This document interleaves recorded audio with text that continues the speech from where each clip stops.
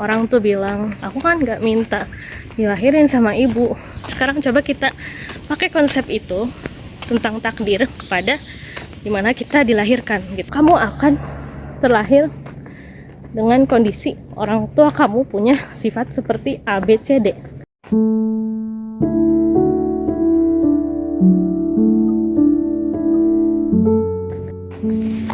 Bismillahirrahmanirrahim. Aku mau coba merangkum apa yang ada di kepalaku, yaitu tentang ketika kita sebel sama orang tua kita. Terus ada sekarang tuh fenomena yang orang tuh bilang, aku kan nggak minta dilahirin sama ibu. Sebenarnya bener sih, cuma kita tuh harusnya balik lagi berpikir bahwa kita tuh dilahirkan dengan kita tuh sudah punya takdir gitu, sudah tercatat takdir kita oleh Allah di Lauhul Mahfuz bahwa kita itu punya rizki ABCD. Itu rizki ya, baru rizki. Soal rizki itu udah dicatat, kita legowo ketika kita memahami konsep rizki. Oh nggak apa-apa, aku nggak kaya meskipun aku udah berusaha, karena mungkin Allah memberikan rizki segini gitu. Bentar. Halo kucing. Kita diberi rizki segitu dan kita bisa legowo, tapi ini sekarang coba kita pakai konsep itu tentang takdir kepada dimana kita dilahirkan gitu. Bagaimana kita menerima orang tua kita.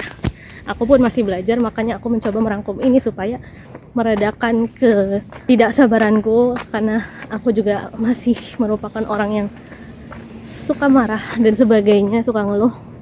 Makanya perlu banget untuk aku merapihkan mindset. Oke, jadi kita balik ya.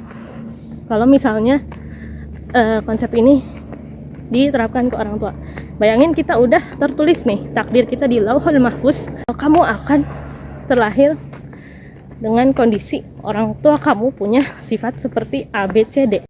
Kalau misalnya kita bayangin Rasulullah itu udah ditakdirin sama Allah, orang tuanya, ayahnya meninggal sebelum ia lahir.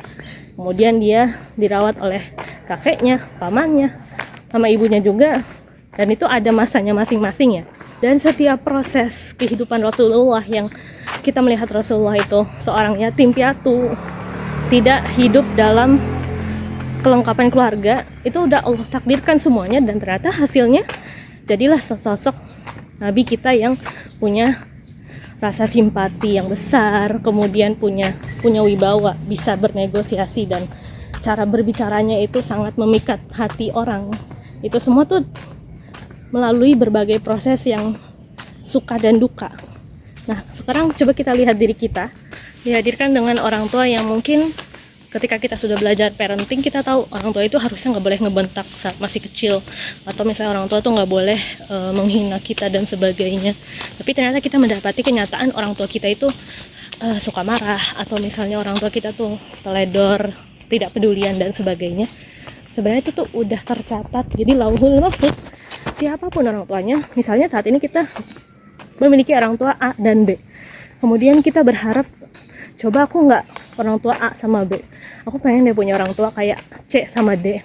Tapi teman-teman, siapapun nama orang tua kita, balik lagi kita udah dicatat nih takdirnya bahwa kita dilahirkan dalam keadaan orang tua yang punya sifat A dan orang tua yang punya sifat B. Ketika kita misalnya berharap, misalnya kita orang tuanya Pak Budi dan misalnya Pak Budi dan Bu Siti, itu orang tua kita yang di awal ya. Terus mereka sifatnya misalnya pemarah, terus habis itu tidak peduli dengan anak. Nah, terus kita berharap bahwa orang tua kita tuh yang lain, bukan Pak Budi sama Bu Siti gitu kan. Tapi karena udah dicatat di Lauhul Mahfuz, maka ketika kita dilahirkan, kita dipindahkan nih. Oke, kamu dilahirin di luar negeri dengan Mr. John and Mrs. Edna. Tapi karena kita sudah ditulis di Lauhul Mahfuz bahwa orang tua kita punya sifat pemarah dan tidak peduli sama anak, ya kita akan tetap mendapatkan orang tua yang misalnya tadi Mr. and Mrs. itu, mereka akan tetap punya sifat itu gitu, karena kita akan diuji dengan hal yang seperti itu. Itu udah tertulis di Lauhul Mahfuz, siapapun nama orang tua kita gitu. Nah, terus gimana dong step berikutnya? Kita coba terima takdir kita. Kita ridho pada Allah. Pertama, ridho dulu sama Allah. Itu yang paling pertama. kemudian dengan ridho dengan takdir yang Allah berikan pada kita, maka itu kita akan lebih mudah ridho kepada kedua orang tua kita. Dan mungkin ini tentu butuh proses yang panjang ya, apalagi ketika kita punya orang tua yang tidak memahami parenting dan sebagainya, keluarga broken home dan sebagainya.